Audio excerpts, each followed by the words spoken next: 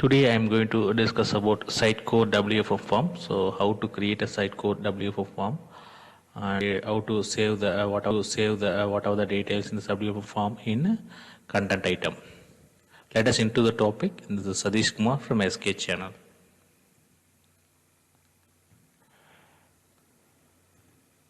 So what is WFO form? WFO form is abbreviations web form for marketers. It is used to create a form in a Sitecode with minimum effect, and you can easily drag and drop controls available. You can drag and drop the controls and set the properties. You no need to code anything. So if you want to customize also, you can customize still. It's possible. Okay. So the development for the WFO form is very fast, and it will be very quick development. So no need to work very long. So this will save the development time of the application. Now, how to use WFO form? WFO normally not available in the Sitecore 8.2 version. In Sitecore 9, we have it is changed as it as Sitecore forms. In Sitecore 8.2 and previous version, we need to download from the internet WFO form for the particular version, and I need to install it via package. Okay. Let us. I'll show you the demo how to create a form and save it in a control. Save the data, how to create a simple form and save the data in a control so that you will get a firm grip on it. Okay, let us go to the demo. I'm going to show a demo how to create a WFO form and create item based on the submit. Okay, so I have installed a WFO for 8.2 version. Okay. So it's a package available in internet. You need to use the package wizard and you need to install the package. After installing the WFM form models, if you go to system market modules, you will see web form for marketers. If you expand it, you will see there are a lot of sample forms available. This is predefinitely provided by the package. So I am going to create a new item, that is new form that contain name and company details. I'm keeping it as company details. Company details. Okay. So I'm creating a form section, that is details. Okay. If you click and see, you will see form designers, reports, form actions, properties, and if you want to assign our analytics profile, you can set here. Okay. So form designers. Here I'm adding a field, naming it as name. So it's a type is single in text only. It's a required option. Okay. Default value not required. So classes, I think this is fine. The validations only, letters only. Okay. If you can also select custom validation as well. There are custom validation where you need to provide regular expression accordingly. So now currently it's letters. I'm giving the letters, so automatically the predefined regular expression updated. Maximum lengths I am giving 50. Okay.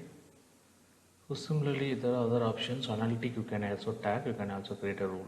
So click rule. You can also create a. You can edit a rule based on that. You can select a specific rule condition. Okay, like campaign, particular phase, or any other rule. Based on that, you can add a particular rule during this form. Okay. I am adding another field, that is company. Okay. That is single in text only. That is also required field. And it's fine. Validation, I'm checking letters and white spaces, words and white spaces. So now I'm going to the submit. After submit, what would happen? So if you click submit, on the left hand side you will get this option. Can easily save or create. So there is a success message. So I'm editing the success message. for that it is prompting to save.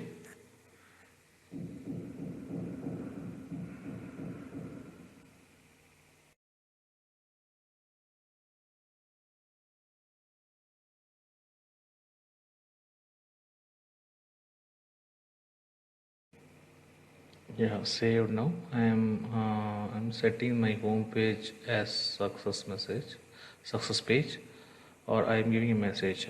Thanks for filling the form. Okay, and so I need to select the save actions here. Okay, save actions. There are a lot of predefined save actions available.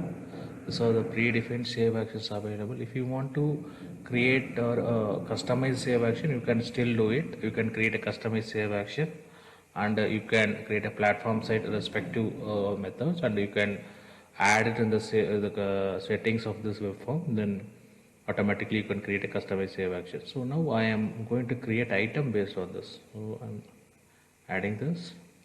So I'm editing, I'm selecting the template. So I already created a template. So I'm selecting this template, and I want to select a data source where this details should be stored.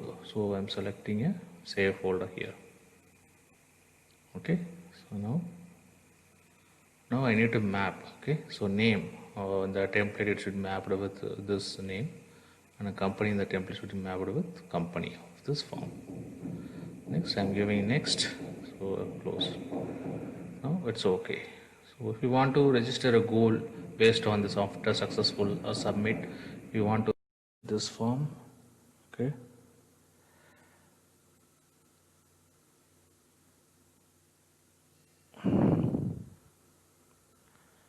okay, I have published it. Now I go to the content part. I created a web form now, so I need to tag it to the content so that I can so I'm just selecting home page now. I'm adding the home page. So there is a insert form available. If you go to the presentation, you have insert form available. If you click here, you can select a blank form. You can directly create a blank form, or you can select the existing form. So since I created a form, so I'm selecting an existing form. I'm selecting a company details. Next, so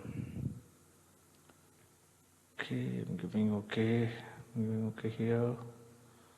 So I'm go to the presentation details. Need to provide the I think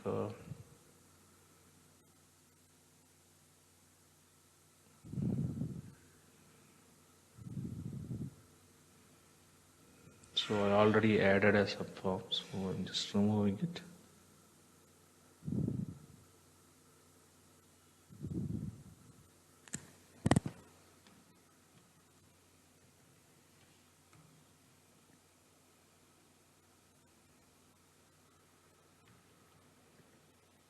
So I provide a placeholders. So I'm okay. I'm saving the form. Okay. I'm publishing it.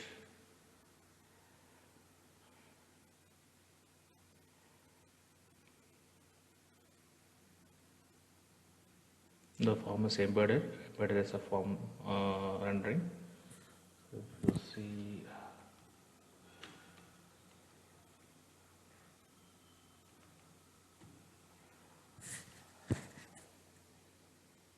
you see the form. So this is my web forms. So I'm creating new details. Um, for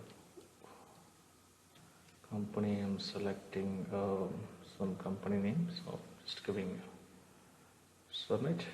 So see, thanks for filling the form. So now I am again adding another detail as well.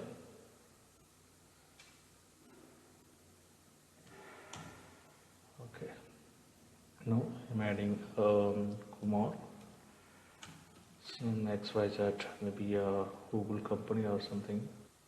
Some company. So I'm saving it. Thanks for okay.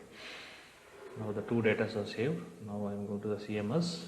Now I am checking here. Okay. If you see the data, so Prabhu. you get the data source. You see Kumar and Google file. This is a small demo of how to create a web form and just save the details in a contact.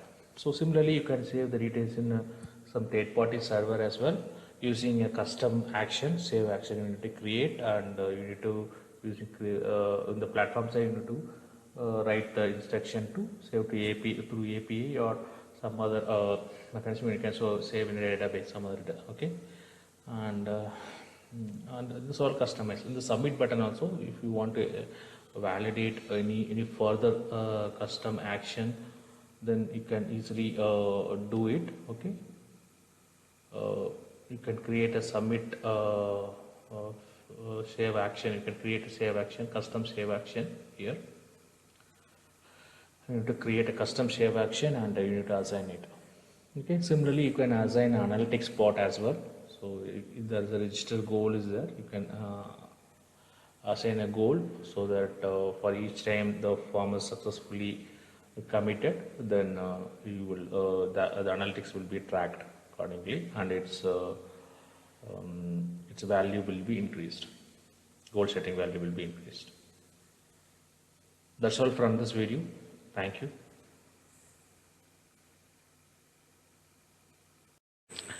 Thank you for watching the video. Please subscribe the channel if you are not subscribed yet. Thank you guys. Good luck. Bye bye.